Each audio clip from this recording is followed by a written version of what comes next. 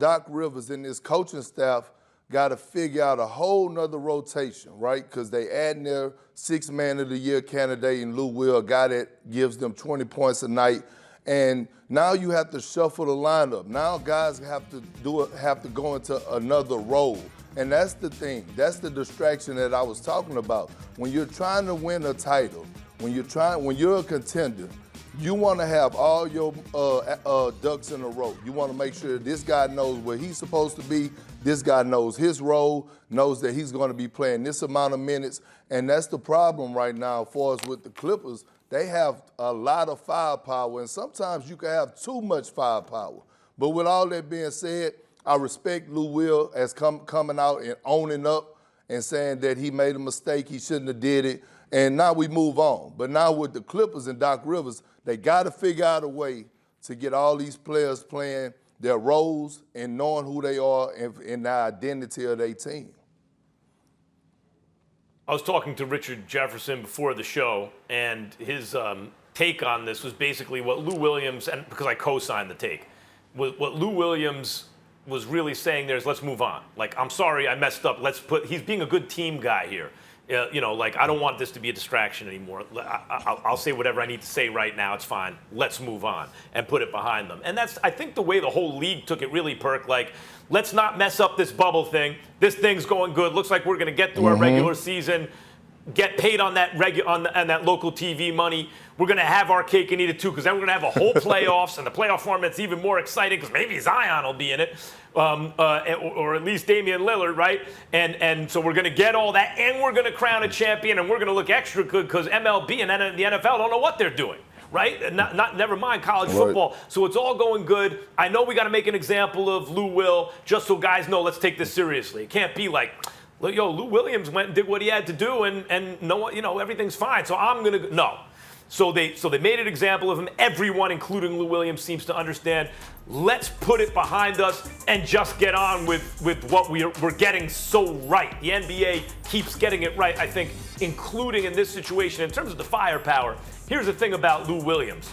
He is such a weapon as a sixth man. But Perk, really the question is, who's on the court at the end of the game?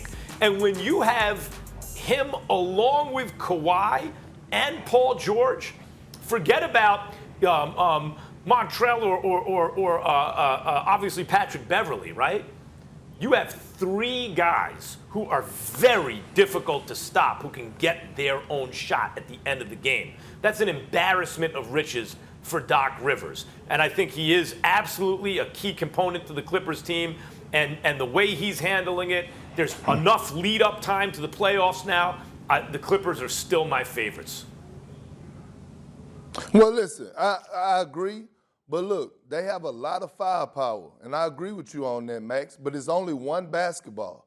So at the end of the day, say Lou Will is not Lou Will night, right? What else is he going to bring to the table? Can he defend? Nah, I don't think so. Because I know one thing.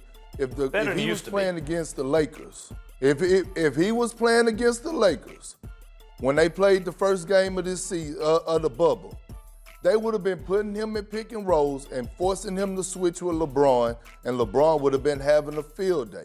My thing is, it's only one basketball, Max, and your first two go-to guys are Kawhi Leonard and Paul George. And if you're not getting your touches, what are you going to do? When you look at this Lakers team, though, and you look at this Houston, hold on. When you look at the Lakers and the Houston Rockets team, they know who their go-to guys are.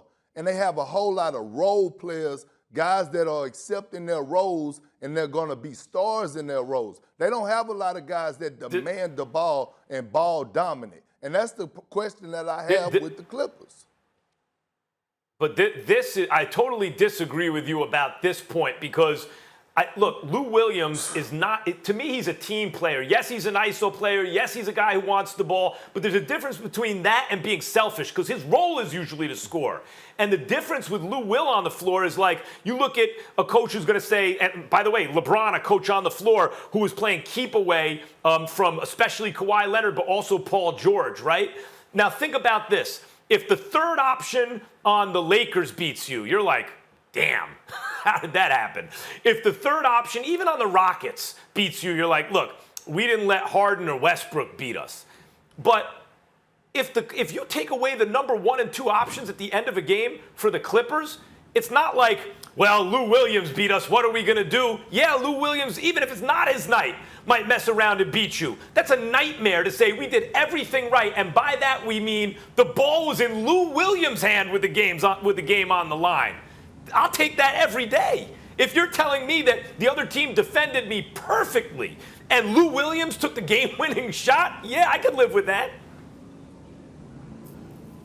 And Max, can you please explain to me when you mean LeBron James when you just mentioned LeBron James is playing keep away, can you explain that to me? Well, defensively, What you meant by offensively, that? they move the ball. Offensively, they move the ball away from Kawhi Leonard, right? Like that's not in the last game, but remember when LeBron beat back-to-back Milwaukee and then the Clippers and the Lakers were firing on all cylinders? That was partly because you try to take Kawhi out of the game defensively. You keep the ball away from Kawhi.